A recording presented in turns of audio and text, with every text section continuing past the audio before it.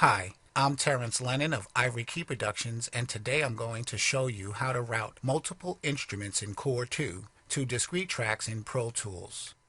To begin, we will insert the Core 2 plugin on a stereo instrument track in Pro Tools.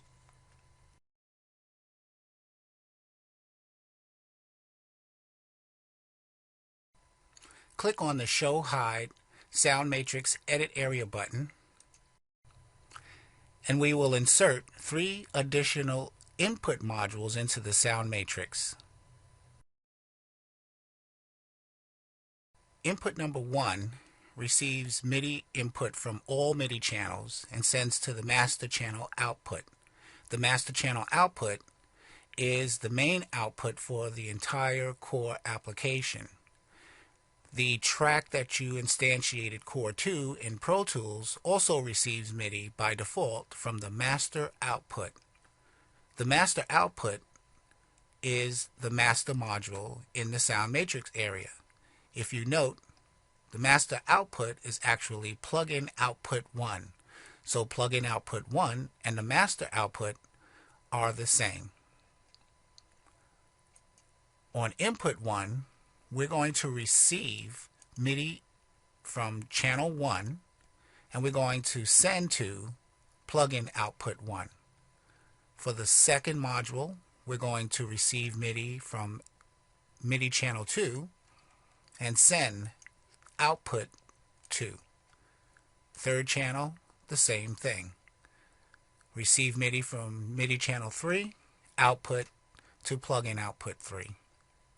4 from MIDI channel 4, send output to the plugin output 4.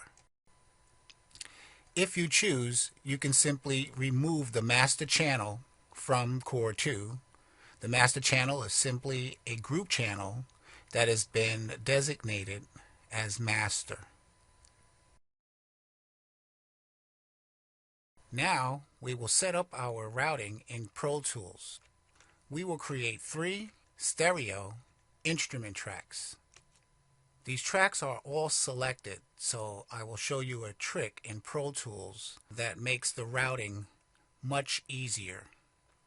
The input of slot 1 in Core 2 will be on the channel or the track in which Core 2 was instantiated in Pro Tools. The input for the audio is the master. You cannot select any other output from the plugin itself because by default it is the master or plugin output 1, which is also the same as the master. The MIDI output for Core 2 is defaulting to channel 1, the same channel in which we are receiving MIDI from inside of Core on the first input slot. The new track's MIDI output selectors are set to none by default when you create them. The inputs also have no input. With all 3 tracks selected, press and hold Controlled, Alternate, and Shift key and select the next MIDI track that we're going to use. We're going to use MIDI track 2, which represents the second input of the Core 2. Selecting 2, note now that each track is selected consecutively. This is going to channel 3, and the 4th channel is going to channel 4. We will do the same thing with the I/O. Hold Control, Alternate, and Shift. We're going to receive output from Core from the second output, and you see output 2, output 3, and output 4 represent the output for channel 2, output 2, channel 3, output 3, and channel 4, output 4, input 4.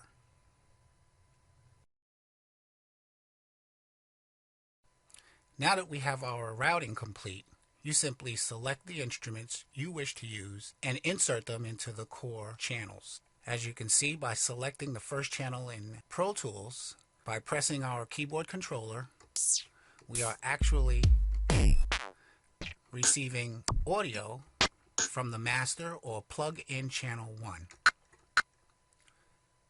Subsequently, if we select the second channel, we will receive audio from the second channel in core, which is our bass.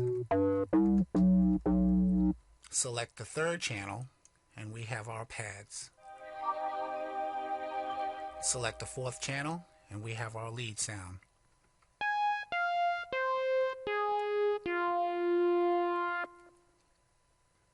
Now, all you need to do is record the MIDI data.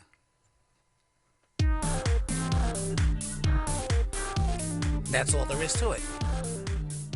I want to thank you again. I hope you found this video helpful. This is Terrence Lennon of Ivory Key Productions.